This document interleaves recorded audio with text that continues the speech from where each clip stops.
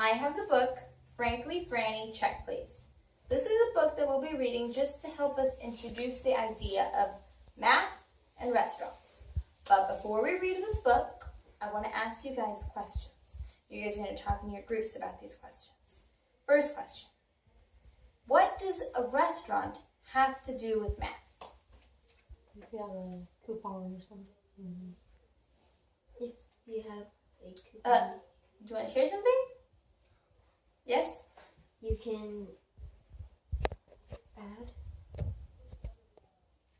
Okay, can you be a little more specific about math and restaurants? If someone has a coupon, you can subtract. Okay. And if you're paying. Okay. Now, the other question I want you guys to talk about is what are some of the specific math concepts you see in a restaurant? Now this, we're being more specific. Okay?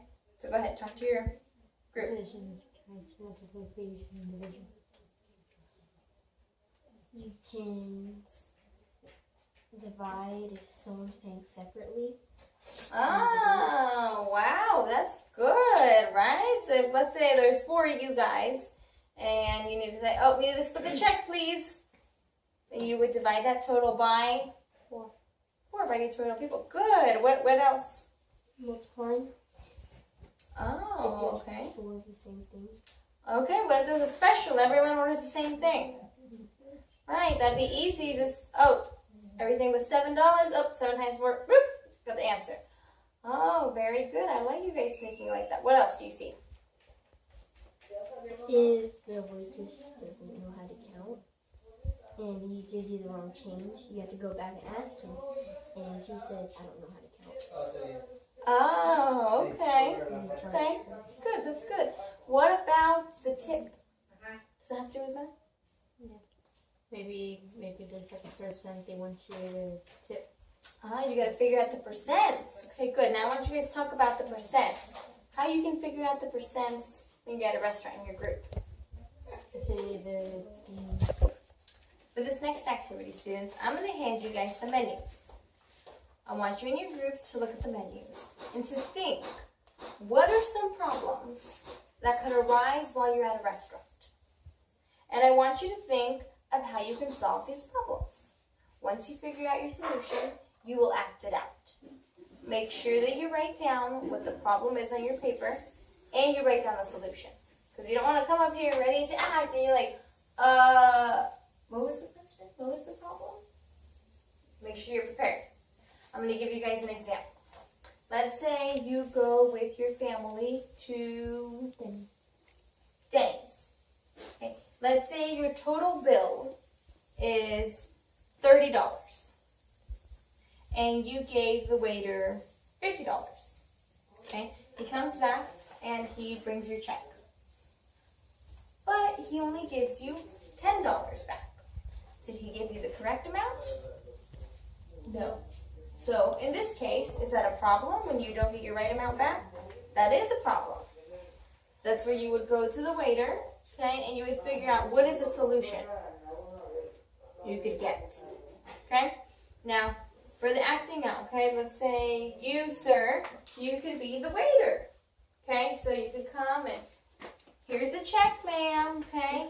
Lee, this is where you would open it, look through it, and realize, hey, wait a minute, they didn't give me the right amount back. Come over here, and we want to hear how you guys figure it out, how you solve it. Maybe he doesn't know how to add correctly. Maybe it's his first day. So you would go through that and show us how you solve the problem. So I'm going to hand you the menus. In your groups, look through them and find the problem and the solution. Okay, students, for this last part, you're going to work individually. Does that mean with your group? No, that means by yourself. And you are going to think of some stories that you can write that have to do with solving math problems in your everyday life or in your community. For example, let's say in your community there are only 10 houses. And one of your friends from maybe first grade needs to pass out some flyers for a bake sale that he's having. Or maybe for a garage sale that his mom is having. And he comes and he says, hey man, I have 30 flyers, and there are only 10 houses. How many flyers should I give to each house so that everyone has the same amount? Now, does that sound like a logical problem that could happen in your community? Yeah, why not? First graders, flyers, 10 houses? Sure, why not? So then you need to think about how can you help him solve it. Don't just put, I told him 3 flyers each house. No, say, I explained to him, look, if there's 10 houses and you have a total of 30, you would just, you want to work through it. Okay, I don't want to just see the answer. And really think about it. Don't just make up some crazy story about, oh, well, this guy asked me, how many Ferraris should I buy? I have $50,000. No, something that's believable, okay? Because you want to actually apply these concepts into your everyday life and to help your community. We're all helpers here in our community. So, you are going to write these stories individually, no talking. Think before you start writing. Any questions? No? Okay, go ahead.